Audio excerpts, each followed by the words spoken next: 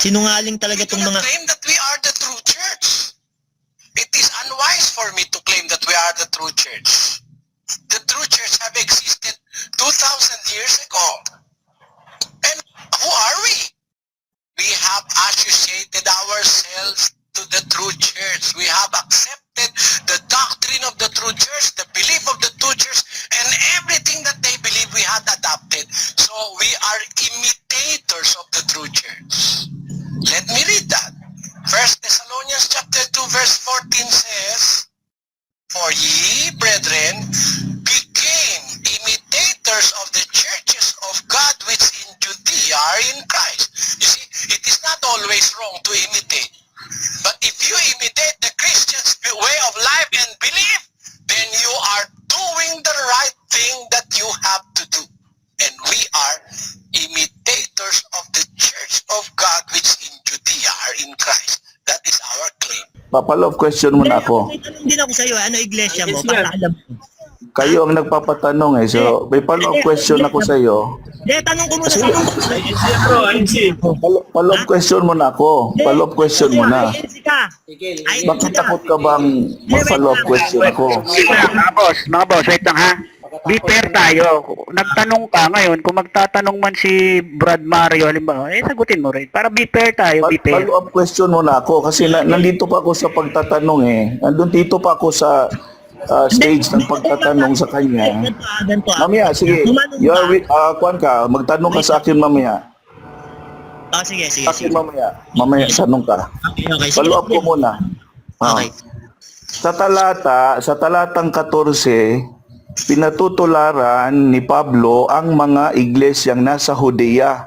Sapagkat, ano ba ang katangian doon? Anong katangian? Nandun sa talata din. Ngayon, ganito kapatid, sagot ko sa'yo. Ang pinatutularan Sapagkat, niya, yung mga ipinangaral sa makatuwid bagay ang salita ng Diyos ayon sa unang... hindi, nandun sa talata. Basahin natin yung talata. Basahin mo. Hindi ako bumabasa eh. Basahin mo. Oh, basahin mo nga. Basahin mo sa 14. Ang hirap pala basa- kausap nito, bro. Ang hirap kausap nito. Unang-una, bro, sabi mo, wag akong lalayo sa context. Kaya nga hindi ako umaalis sa unang Thessalonica eh. Hindi ako umaalis sa Huwag mo unang i-mute. Thessalonica ng 2. Bakit mo ako dadalhin sa 14 lang? May 13 pa, may 13. Ha? May 13. Ngayon, doon sa 13, sabi doon, yung ipinangaral na salita ng Diyos, inyong tanggapin, sabi sa mga taga-Thessalonica. At yung salita ng Diyos na yon, mga kapatid, naglalaman yun ng napakaraming doktrina na mga totoong aral ni Kristo at ng Diyos Ama. Ngayon, sabi ni Pablo, pagdating sa 14, doon na tayo sa 14, sapagkat kayo mga kapatid ay nagsitulad sa iglesia ng Diyos na nasa Judea. Ito palang mga taga-Thessalonica, nagsitulad pala ito sa iglesia ng Diyos na nasa Judea. O ngayon, kaming mga nasa Pilipinas, tumulad din kami sa iglesia ng Diyos na nasa Biblia. Tapos, doon sa unang Thessalonica 2 ng 13, yung salita ng Diyos, tinanggap namin. Kaya nga yung mga doktrina, yung mga aral namin, talagang kinukuha namin sa Biblia, hindi kagaya sa inyo. 1914 kayo, hindi ko alam kung saan kayo tumulad. Ako naman tanong ko sa'yo, saan tumulad si Manalo nung itayo niya ang Iglesia ni Cristo 1914? Saan kayo tumulad? Ito sagot ko.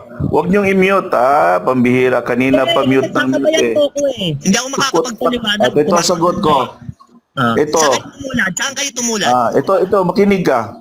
Katunayan, bulaan kang tagapangaral kasi hindi mo tinutuloy yung talatang 14. Napakaliwanag na sinasabi sa talatang 14 kung hindi ko raw tinuloy yung talata yan. Ang bihira yan. Binasa na nga eh. Huwag mong i-mute. Sagutin mo yung tanong ni Bro Mario. Sumagot ka sa tanong. Tinuloy yung 14. Binasa ko nga eh. Makinig kayo. Sagutin mo. Saan mo nagmula ang iglesia nyo? Saan kayo nakitulad? Ano ang batayan nyo na kayo totoong iglesia? Saan kayo nakitulad? Sige. Kayo, makinig. Ito sagot. Katunayang hindi mo itinutuloy ang talatang 14 hanggang doon ka lang sa Judea, hindi mo tinutuloy ang dahilan kung bakit pinatutularan sila. hindi mo itinutuloy yung talata, kinakat mo eh. Ang sabi ron sa talata, sapagkat nagsipagbata naman kayo ng inyong sariling kababayan. Ang pinatutularan sa kanila, yung ginawa nilang pagbabata, yung mga kapatid sa Judea. Hindi Bro, sabi diyan, sapagkat nagsipagbata naman kayo. Hindi naman sinabing tularan nyo yung pagbabata nila. Sabi diyan, karugtong yun yung tuldok. Sapagkat kayo naman ay nagsipagbata. Ibig sabihin, nagsipaghirap. O, sinabi ba yung paghihirap ang tutularan? Hindi pinatutularan sa talata na gayahin mo ang iglesyang itinayo ni Kristo. Hindi sinabing imitators ka ng iglesia, magtayo ka ng sarili mo. Hindi naman lang yan ang basihan namin eh. Ang sabi ni Hindi lang yan, kapatid. Kung Sabi ni- pasasagutin mo lang ako, bro, tahimik ka. Hindi lang naman yan ang basihan namin eh. Yan lang ang binasa ko sa'yo. Ang katunayan na may basihan pa kami, eto, babasa ko. Peso ng 3 ng 6. Ang ingay sabi mo kasi ni Soriano, hindi ako makapagpaliwanag sa'yo. kanina ka pa nga nagpapaliwanag eh. Ayaw mo akong papagsalitain eh. Minumute niya ako eh. Ang sabi ni Soriano, we are not the true church. Hindi kami ang tunay na iglesia. Okay, sagot ko.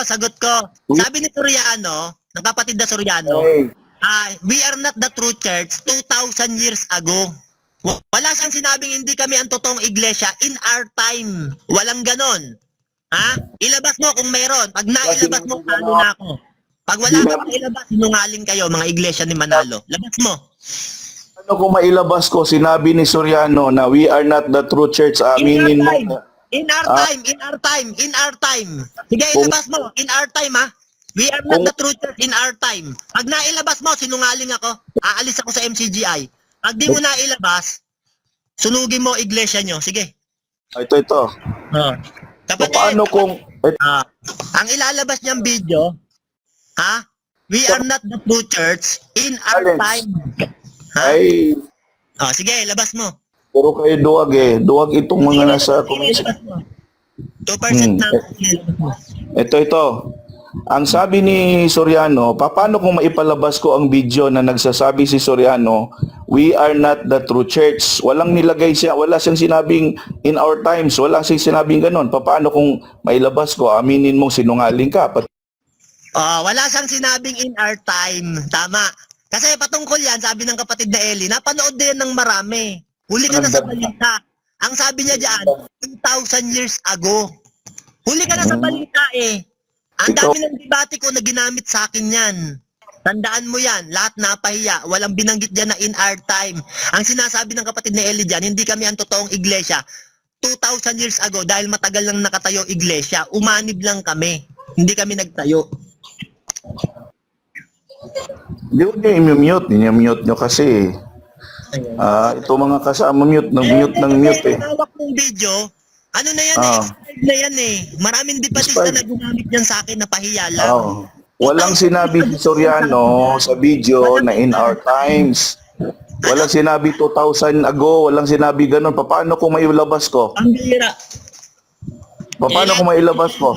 Na walang sinabi si Soriano na 2,000 years ago. Paano? 2% ako eh. Tahimik ka, ibababa nga muna kita, ipaparinig ko sa mga tao. Duwag kayo eh. Duwag ito. Ayan ha. Pakinggan na nga natin yung video. May video kasi ako niyan eh, full video. Sinungaling to eh, kala nito wala tayong video. Teka lang ha, kahit 2% ako, 2% na ako eh. I-hotspot ko lang tong isang cellphone ko. Baka akala niya wala tayong video niyan. Sinungaling talaga tong mga... Claim that we are the true church. It is unwise for me to claim that we are the true church. The true church have existed 2,000 years ago. And who are we? We have associated ourselves to the true church. We have accepted the doctrine of the true church, the belief of the true church, and everything that they believe we had adopted. So we are imitators of the true church. Let me read that. 1 Thessalonians chapter 2 verse 14 says, for ye, brethren, became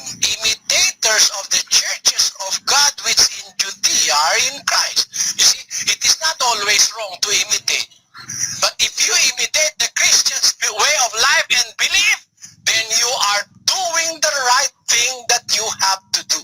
And we are imitators of the church of God which in Judea are in Christ. That is our claim. No more, no less. We do not claim that we are the true church. It is unwise for me to claim that we are the true church. The true church have existed 2,000 years ago. And who are we? Have associated up. 2,000 years ago, may iglesia na, sabi ng kapatid na Eli. Kaya kami, imitator, nakitulad lang kami, hindi kami nagtayo. Nakitulad kami, imitator. Tapos sasabihin mo, sinabi ng kapatid na Eli, walang sinabing 2,000 years ago. Sabi niya lang, I'm not the true church. Putol kasi yung video nyo. Putol. Bro, Padaba? Ha? Ay. At saka mabanggit ko lang, Bro Mario, wag silang yung mga miyembro ni Manalo, wag kayong masyadong mayabang ano. Kasi yung puno nyo nga, hindi nga lumaban kay kapatid na Eli. Tapos kayo ngayon, magyayabang-yabang kayo dito. Di ba? Yun lang. Bro, Kaiden. Bro, Padaba, kala nila wala tayong video. Papatugtugin daw niya. Baka putol yun. Ang linaw ng sabi ng kapatid na Eli, 2,000 years ago, may iglesia na. O kaya kami, imitator. Nakitulad kami, unang Tesalonica 2 ng 14. Sapagkat kayo mga kapatid ay nagsitulad sa iglesia ng Diyos na nasa Judea kay Kristo. O, pagdating doon sa unang Tesalonica 2 ng 13, ano yung tinularan? O, yung salita ng Diyos. O, tapos sa 14, tinularan yung iglesia ng Diyos ng mga taga-Tesalonica, yung iglesia ng Diyos. Kaya kami, tumulad din kami ng mga nasa Pilipinas, nakitulad din kami sa iglesia ng Diyos na nasa Biblia. Katulad ng mga taga-Tesalonica na nakitulad sa iglesia ng Diyos na nasa Judea. O, pati aral, tinularan nila, doktrina. O, bakit? Kasi sabi sa Efeso ng 3 ng 6, ang mga hentil ay tagapagmana at kasangkap din ng katawan at nakabahagi sa pangako. Kaya tayong mga hentil na nasa Pilipinas, kasangkap ng katawan, nakabahagi sa pangako. Bakit? Kasi ayon sa Isaiah ng 24 ng 15, luluwalhatiin ng Panginoon sa silangan. Kaya't luwalhatiin ninyo ang Panginoon sa silanganan. Sa makatuwid bagay ang pangalan ng Panginoon ng Diyos ng Israel sa mga pulo ng dagat. Kaya kami, nung makitulad kami, niluluwalhati namin ang Diyos dito sa silangan na nasa pulo ng mga dagat. Natupad sa amin ng kasulatan, Malakites ng 1 ng 11. Mula sa sinisikatan ng araw hanggang sa nalulubugan niyaon, magiging dakila ang pangalan sa mga hentil. Mula sa sinisikatan ng araw hanggang sa nilulubugan, magiging dakila ang pangalan ng Diyos sa mga hentil. Kaya sa amin, dakila pangalan ng Diyos eh. Kasangkap kami at nakabahagi sa pangako. Pupurihin namin ang Diyos dito sa silanganan. Bakit? Kaya kayo, no? Yung mga INC, wala eh. 1914 sila eh. Wala sila sa Biblia eh. Tapos tanong pa nila, kapatid, bakit daw nag-iba-iba yung pangalan? Kasi sa kapatid na Perez, suway at katotohanan eh. Pagdating sa kapatid na Eli, MCGI, Member Church of God ang International. Sabi kasi sa Kawikaan ng 22 ng 1, ang mabuting pangalan ay maiging piliin. Siyempre, hahanapin mo yung mabuting pangalan. Utos ng Biblia yan eh. Utos ng Diyos yan.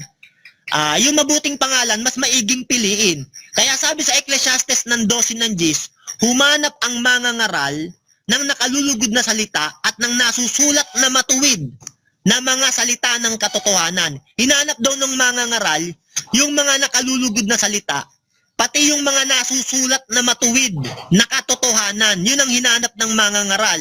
Kaya yung kapatid na Eli, nabasa niya sa Biblia, iglesia ng Diyos talaga, unang Korinto 1:1-2, ikalawang Korinto 1:1, iglesia ng Diyos, unang Timoteo 3:15. Kaya hinanap ng mangangaral ang matuwid na salita ng katotohanan. Kaya ginawa ng kapatid na Eli, nasa Biblia yun. Nilagay niya yung tamang pangalan kasi sabi ng Biblia, ang mabuting pangalan ay mas maiging piliin.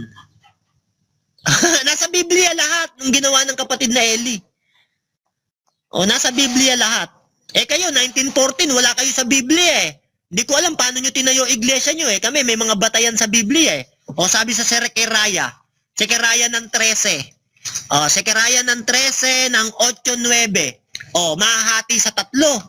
Yung isa dadalisayin. O, nahati yung kay Ninita Gugulan, kay Nieto. O, yung isa dinalisay. O, dadalisayin yung isa. Nasa Biblia na naman. O, natupad sa amin ng kasulatan. Eh sa INC wala eh, wala sa Biblia lahat. Ewan ko paano nila tinayo iglesia nila eh. Tayo lahat nakabatay sa Biblia eh. Hinanap ng mga ngaral ang nakalulugod na salita at ang matuwid na katotohanan. O piliin mo ang mabuting pangalan. O iglesia ng Diyos nasa Biblia, pinili. Nasusulat talaga. Ewan ko dito sa mga INC na to, kung anong batayan nila sa sila ang totoo. Gawa 2028 siguro. Pakanin nyo ang iglesia ng Panginoon. Roma 16:16, magbatian kayo ng mga halik sapagkat binabati kayo ng mga iglesia ni Kristo. Yung iglesia ni Kristo, mga tinatahanan ni Kristo yon, mga tao yun eh, mga. Kaya nga ginamit doon, plural, hindi singular. Hindi siya opisyal na pangalan ng iglesia. Mga iglesia ni Kristo, mga tao kasi yun. Tinatahanan ni Kristo, templo ng Diyos. O kaya wala kayong wala kayo sa Biblia eh. Kami may batayan eh. Pupurihan ng Diyos sa silanganan. Ang mga hentil kasangkap may bahagi sa pangako. Tapos nakitulad kami, hindi kami nagtayo. Ikalawang unang Tesalonica 2:14. Tapos ang member Church of God nababasa sa Biblia, unang Korinto 10:32. Huwag kayong maging sanhi ng pagkakasala ni numan ng mga Hudyo o ng mga hentil o ng mga kaanib sa iglesia ng Diyos. Member Church of God. O yung international. O mababasa rin, Mateo 28:19, dahil dito'y magsiyaon nga kayo at gawin ninyong alagad ang lahat ng mga bansa. Lahat ng mga bansa, international yun. Member Church of God, international, nababasa. O, tapos nasa kasulatan kami, lahat ng ginawa ng kapatid na Eli, nasusulat eh. Hinahanap ng mga ngaral ang matuwid na salita. O, yun talaga ang ginawa, pinarehistro kasi sumunod din kami sa batas ng tao. Sa mga palatuntunan ng tao, utos kasi yun ng Biblia, kaya pinarehistro. Tama ka, bro, kapatid na Padaba?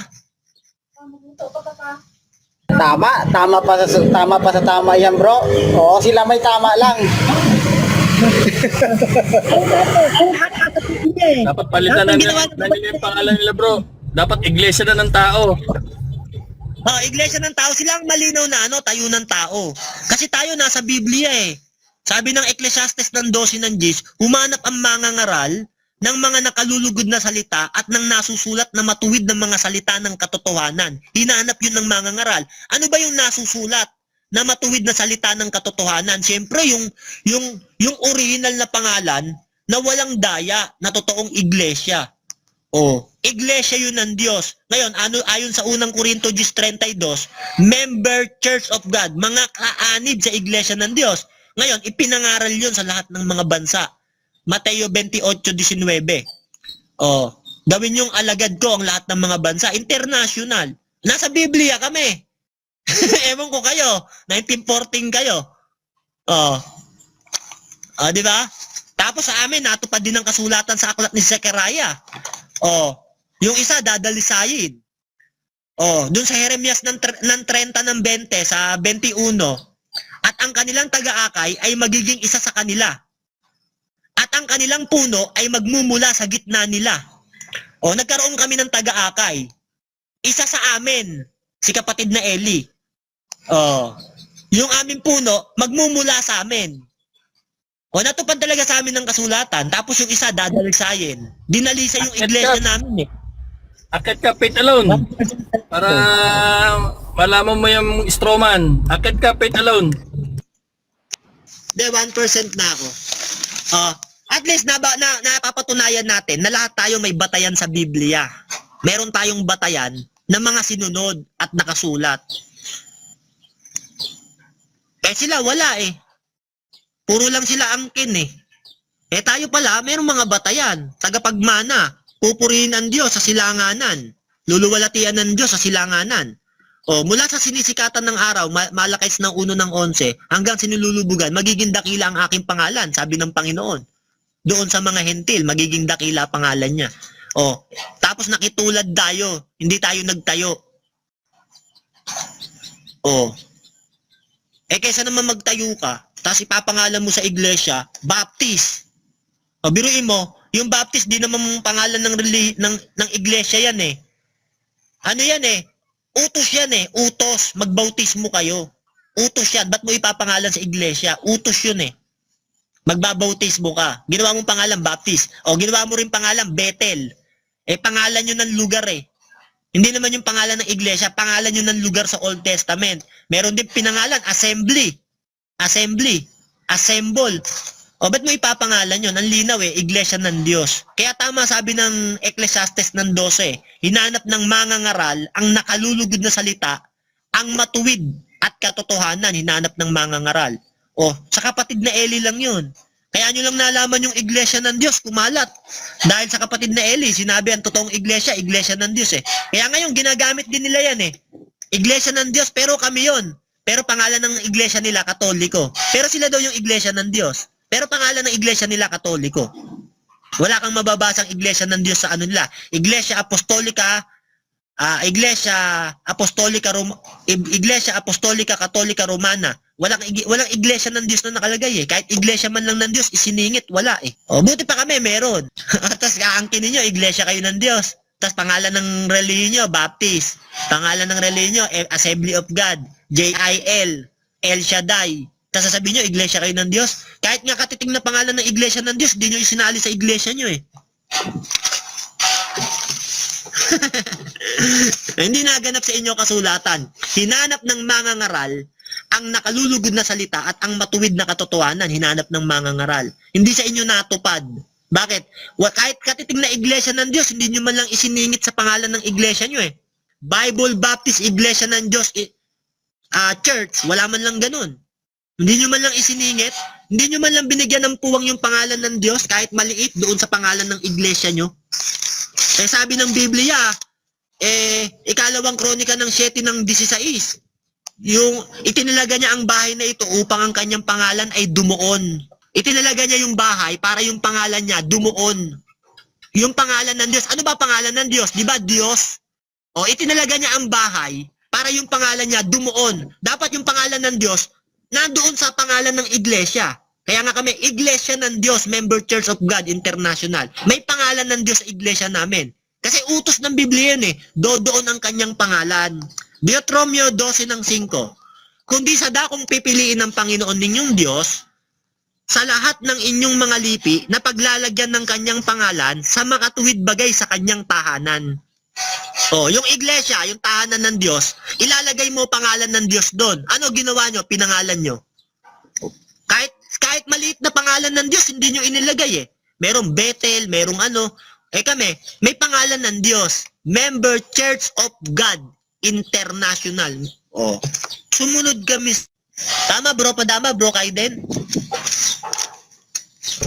Correct bro, makasulat yan. Kasulat eh. Eh biruin mo, sabi ng Diyos, yung aking pangalan, doon magpakailanman sa aking bahay na itinalaga. Tapos ipinangalan mo sa iglesia mo, Katoliko. Wala man lang yung pangalan ng Diyos doon. Iglesia Katolika Apostolika Romana, Diyos. Dapat ilagyan mo kahit Diyos lang sa dulo para sumunod ka sa kasulatan. Yung pangalan ng Diyos, doon magpakailanman sa kanyang tahanan. Hindi mo man lang nilagay eh. Kahit nga yung mga tao tinatawag sa pangalan ng Diyos eh. Daniel 9:19, O Panginoon, dinggin mo. O Panginoon, iyong pakinggan at gawin. Huwag mong ipagliban alang-alang sa iyong sarili, O Diyos ko. Sapagkat ang iyong bayan at ang iyong mga tao ay tinatawag sa iyong pangalan. Kahit nga mga tao ng Diyos o bayan ng Diyos, tinatawag sa kanyang pangalan. Eh dapat kahit katiting na pangalan ng Diyos, nilagay mo sa iglesia mo. O, suriin mo iglesia mo ngayon. Baka wala dyan ang pangalan ng Diyos. Utos yan eh. Utos yan. Eh, nilagay mo sa iglesia mo, INC, Iglesia ni Cristo. Hindi naman Diyos sa inyo si Cristo. Eh, di wala ring pangalan sa inyo ang Diyos.